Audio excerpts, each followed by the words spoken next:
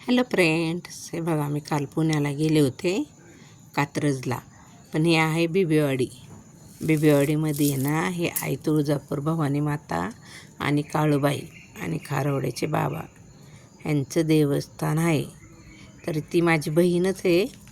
पण मी बहिणीच्या घरी गेले होते, म्हणजे असं देवाचं वगैरे बघायला नाही, असं सहज तिचं दर्शन घेण्यासाठी देवाचं गेले होते. आणि खूप छान बघा किती देव सजवलेले आहेत. मला तिथं गेल्यानंतर खूप आनंद भेटतो, म्हणजे मन शांती लाभते, म्हणून मी जात असते. आणि ही माझी बहीणच आहे, जी ती आहे बसलेली, ती देवाचं बघते. आणि हे दोन काळूबाई तुळजापूरचे देवीचे दोन उभे आहेत देव, आणि हे खारावड्याचे बाबा आहेत. खूप छान तिचं म्हणजे असं देवाचं बघते ती.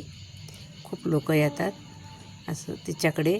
आणि मला पण तिथं गेल्यानंतर जरा मनाला शांती भेटते, म्हणून मी आधीमध्ये जात असते. आणि ती माझी बहीणच आहे, त्यामुळं काय प्रॉब्लेम नाही.